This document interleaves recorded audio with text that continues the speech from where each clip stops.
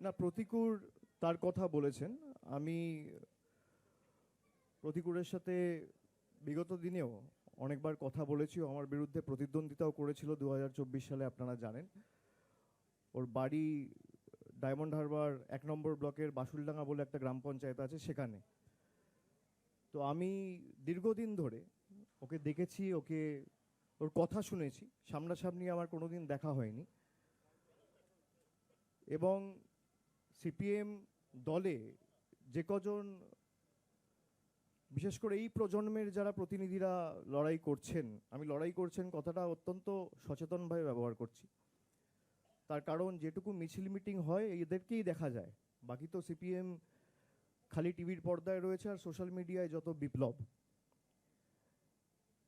এবং পুরো ক্ষোভ বা তাদের যে আক্রমণটা, সেটা তৃণমূল কংগ্রেস, মমতা বন্দ্যোপাধ্যায় আমাকে তো করেই, কিন্তু শালীনতার একটা গণ্ডির মধ্যে থেকে কাজ করা এবং রাজনৈতিক লড়াইটা লড়া, কোনো মতে সেই শালীনতার গণ্ডি যাতে কেউ অতিক্রম না করে।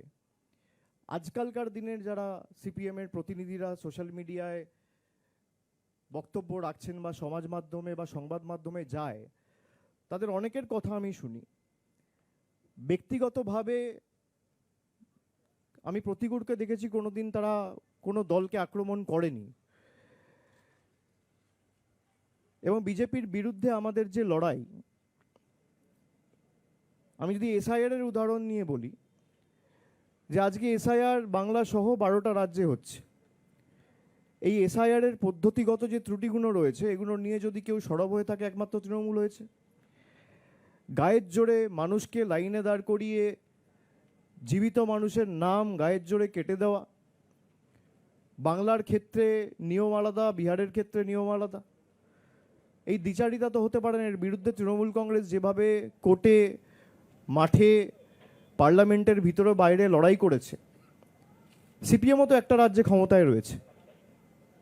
সিপিএমের এখানে অনেক নেতা রয়েছে, তাদের তো কেউ বারণ করেনি। আমাদের হাত শক্তিশালী করতে বলছি না, আপনারা পৃথকভাবে লড়ুন। কেরালায় তো তৃণমূল নেই, কেরালায় তো সিপিএম আছে। সেখানে সিপিএম নেতাদের ভূমিকা কি? আজকে যারা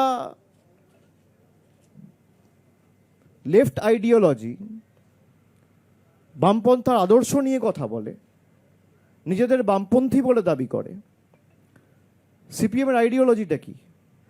কোন আইডিওলজি বা কোন আদর্শের ভিত্তিতে বা বেসিসে আপনার পার্টির কোন আইডিওলজি আপনাকে সুযোগ দেয় বা আপনাকে বলে যে হুমায়ুন কবিরের মতো লোকের সাথে বসে আপনাকে জোট করতে হবে বা ডিল করতে হবে? কোন আইডিওলজির ভিত্তিতে 2021 সালে, যেখানে আপনি কেরালায় কংগ্রেসের বিরুদ্ধে লড়াই করছেন, সেখানে একই সময়, একই দিনে, একই মাসে, একই সপ্তাহে, একই দিনে, একই টাইমে বাংলায় কংগ্রেসের সাথে লড়াই করছেন? কোন আইডিওলজির বেসিসে? কোন আইডিওলজির বেসিসে আপনারা লক্ষ্মীর ভাণ্ডারের মতো সহায়তাকে ভিক্ষা বলেন?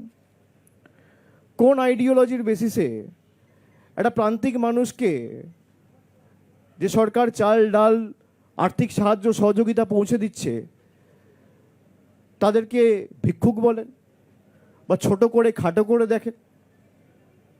কোন আইডিওলজির বেসিসে?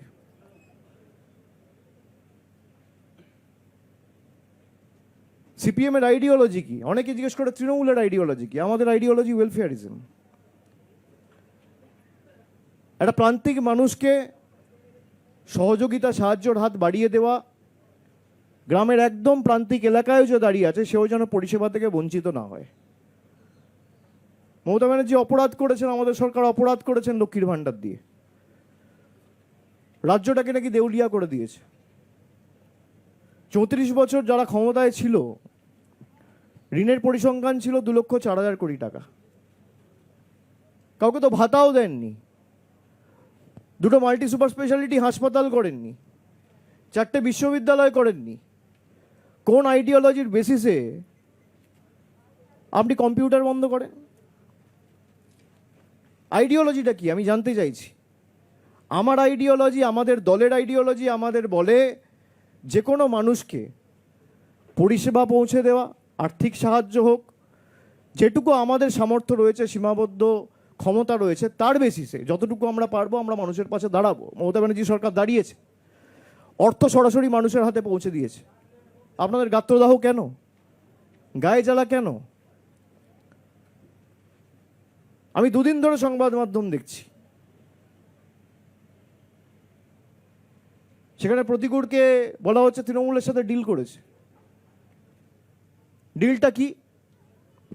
ডিল, তিনি বিধানসভা নির্বাচনের টিকিট পাচ্ছেন। প্রতিকূল আমাকে নিজে এসে বলছে, দাদা দল যদি আমাকে টিকিট দেয়ও আমি টিকিট নেবো না। আপনি একটা ছেলেকে জানেন না, আপনার সাথে যে এতদিন ধরে দল করলো তাকে আপনি চেনেনই না। আপনি তাকে আগেই ঘোষণা করে দিলেন যে সে বেঈমান, সে গদ্দার। তার কারণ আপনার কাছে সে বশ্যতা স্বীকার করেনি, আপনার হ্যাঁতে হ্যাঁ মেলায়নি, আপনার স্তাবকে পরিণত হয়নি। খুব গায়ে জ্বালা সেলিম বাবুদের। তৃণমূলের সাথে ডিল হয়েছে, সংবাদ মাধ্যমে স্নো পাউডার মেখে ঘুরে বেড়ানো নেতা বলে দিচ্ছে তৃণমূলের সাথে সেটেলমেন্ট হয়ে গেছে। আমি এটা সংবাদ মাধ্যমে বলতাম না, কিন্তু আমি যদি এটা না বলি, মানে আমার এটা বিবেকে লাগবে যে আমি কিছু বলার আগে ও এসে আমাকে বলছে যে আমি বিধানসভা নির্বাচনে দাদা কোনো টিকিটের জন্য আসিনি, আমি দল টিকিট দিলেও নেবো না, আমি সংগঠনে কাজ করব। আজকালকার দিনে কজনকে পাওয়া যাবে যার রাজনীতিতে কোনো চাওয়া পাওয়া নেই? রাজনৈতিক কর্মী সমর্থক প্রত্যেক দলেরই থাকে, কিন্তু ভালো কর্মী আপনি কোথায় পাবেন? তৃণমূলেও যেমন ভালো খারাপ আছে, বিজেপিতেও ভালো খারাপ আছে, সিপিএমও আছে, সব দলেই থাকে। যাদের চাওয়া পাওয়ার কিছু নেই, মানুষের জন্য নিঃস্বার্থে কাজ করতে চায়, মানুষের জন্য সর্বক্ষণের কর্মী হয়ে কাজ করতে চায়, এর জন্য কারোর রবার স্ট্যাম্পের প্রয়োজন হয় না। সিপিএম এর জোনাল কমিটি, লোকাল কমিটি আর আলিমুদ্দিনে বসে থাকা নেতারা আমার সার্টিফিকেট দেবে, তারপর আমাকে বামপন্থী হিসেবে গণ্য করা হবে। এ তো একই জিনিস। আমরা বলি আমরা স্বামী বিবেকানন্দর হিন্দু ধর্মে বিশ্বাস করি, যোগী আদিত্যনাথের হিন্দু ধর্মে বিশ্বাস করি না। মমতা বন্দ্যোপাধ্যায়কে মহেশ্বতা দেবীর মতো একজন লেখক, তিনি প্রকাশ্যে বলেছিলেন, আমার এখনো মনে আছে, খুব সম্ভবত উলুবেড়িয়ার একটা সভা থেকে, যে মমতার বয়স বাড়ছে, এনার্জিও বাড়ছে। আমার এখনো মনে আছে। মহেশ্বতা দেবীর মতাদর্শ কি ছিল? অমর্ত্য সেনের মতাদর্শ কি? অমর্ত্য সেন বলছেন দেশের যোগ্য প্রধানমন্ত্রীর পদপ্রার্থী হচ্ছে মমতা বন্দ্যোপাধ্যায়। আমি বলছি না, আপনারা আমাকে মিসকোট করবেন না। অমর্ত্য সেন বলছেন। তার আইডিওলজি কি? তিনি বামপন্থী নয়? যাকে অমর্ত্য সেন, মহেশ্বতা দেবীর মতো ব্যক্তিত্বরা স্ট্যাম্প দিয়েছে,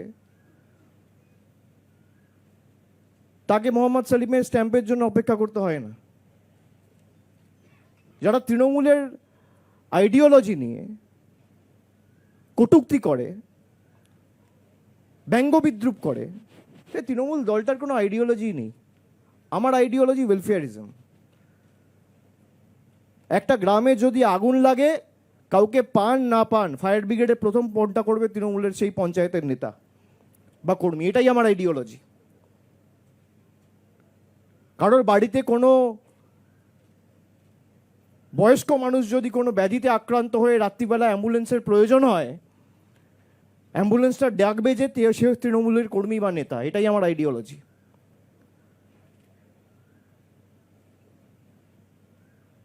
লকডাউনের সময় যাতে কাউকে অভুক্ত অবস্থায় শুতে না হয়, আমরা কমিউনিটি কিচেন করে মানুষের বাড়িতে খাবার পৌঁছে দিয়েছি, মানুষের বাড়ির বাইরে গিয়ে কাউকে এসে লাইনে দাঁড়িয়ে খাবার নিতে হয়নি। এটা আমার আইডিওলজি।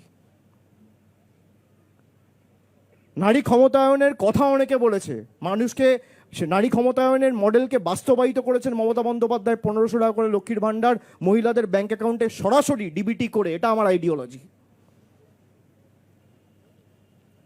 যুবশ্রী করেছেন তিনি। আমরা তো জিজ্ঞেস করছি না কে বিজেপি করে কে সিপিএম করে। যারা মাধ্যমিক পাশ করেছেন কিন্তু এখনো চাকরি পাননি, তাদেরকে সাহায্য করে সহযোগিতার হাত বাড়িয়ে দিয়েছে আমাদের সরকার, তার যাতে অসুবিধা না হয়। সে বলছে অনেকে বলছে 1500 টাকায় কিছু হয় না। আমি মানি 1500 টাকায় কিছু হয় না, কিন্তু তাকে যদি আগামী দিন 5টা জায়গায় ইন্টারভিউ দিতে হয়, তার মায়ের কাছে হাত পাততে হবে না। এই 1500 টাকা করে গাড়ি ভাড়া দিয়ে সে নিজের ইন্টারভিউটা নিজে দিতে পারবে। এটা আমার আইডিওলজি।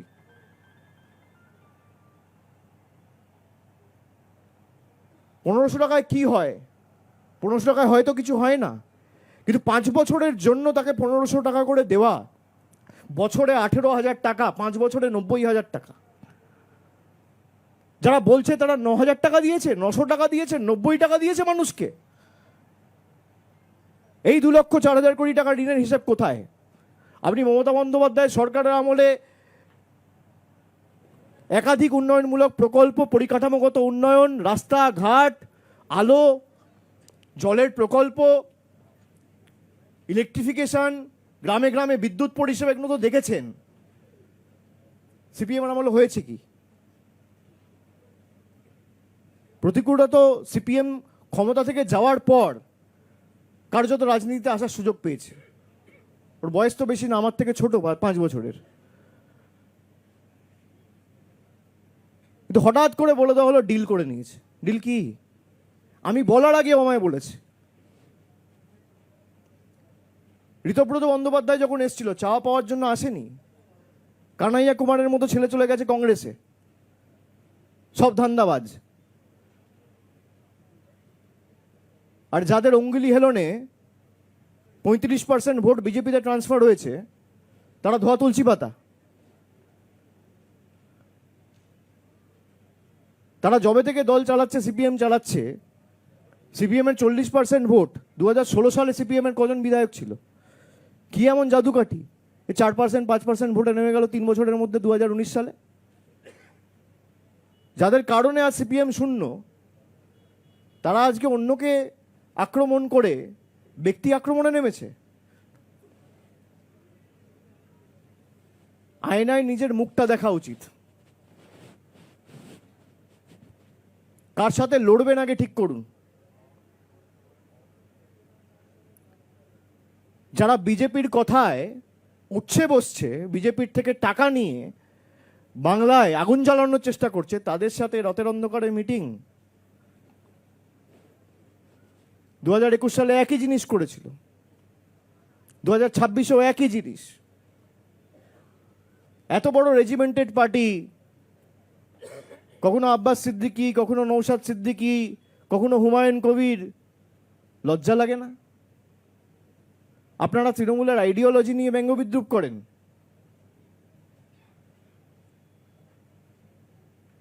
আপনারা বলেন আমরা মন্দির মসজিদের রাজনীতিতে বিশ্বাস করি না।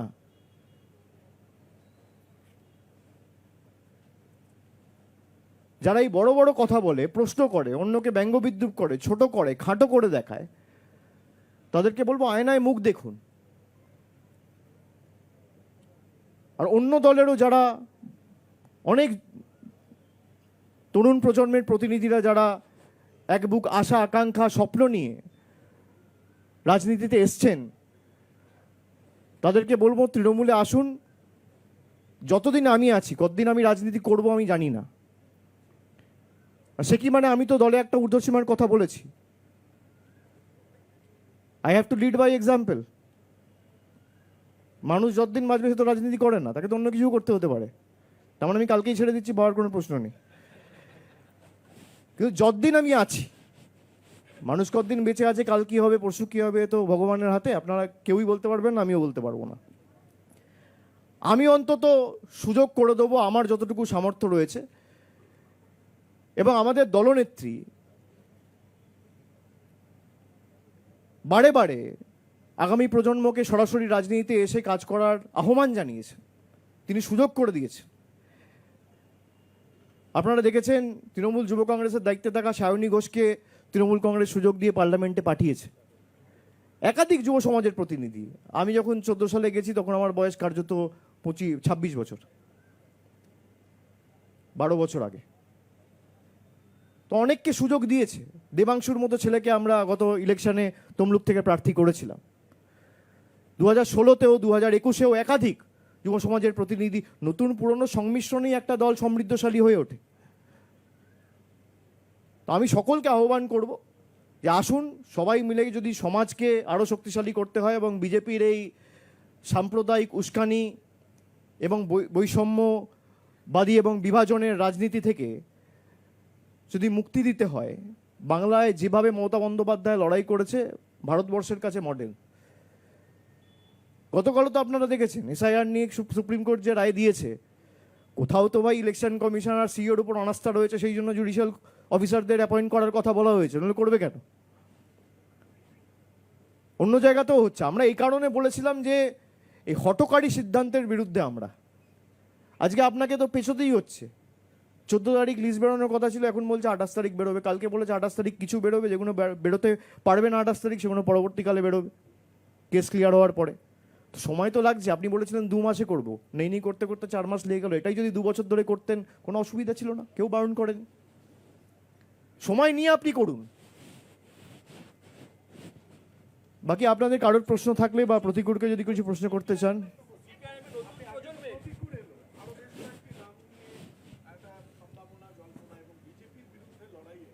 সর্বভারতীয় স্তরে যেভাবে তৃণমূল কংগ্রেস পদক্ষেপ নিচ্ছে, যেভাবে মমতা বন্দ্যোপাধ্যায়ের প্রশংসায় মানিক সরকারের মতো প্রবীণ কমিউনিস্ট নেতা প্রশংসা করছেন, আজকে প্রতিকূল হয়েছেন, তা বামেদের নবপ্রজন্মের যারা মাঠে লড়াই করছেন, খুব স্পেসিফিকভাবে তাদেরকে কি আহ্বান জানাবেন? আমি তো আমার কথার মাধ্যমে সেগুলো ইতিমধ্যেই বলেছি যে যদি কেউ আসতে চায়, আমি যতদিন আছি আমি নিশ্চিতভাবে চেষ্টা করে দেবো তারা যেন সুযোগ পায়, মানুষের জন্য কাজ করে। মানুষের কাজ করার জন্য কোনো জনপ্রতিনিধি বা কোনো রবার স্ট্যাম্প লাগে না। সর্বক্ষণের যে মানুষের কর্মী হিসেবে তার জন্য সদিচ্ছা লাগে, মানুষের জন্য কাজ করার দৃষ্টিভঙ্গি থাকা উচিত এবং মানুষের জন্য কাজ করার মানসিকতা থাকতে হবে। এই 3টে থাকলেই যথেষ্ট। তো সবার প্রতি আমার আহ্বান থাকবে। বাকি কারোর যদি মনে হয় যে না আমি আরও 4-5 বছর সময় দেবো, তার সে অধিকার আছে, সে দেবে, কোনো অসুবিধা নেই।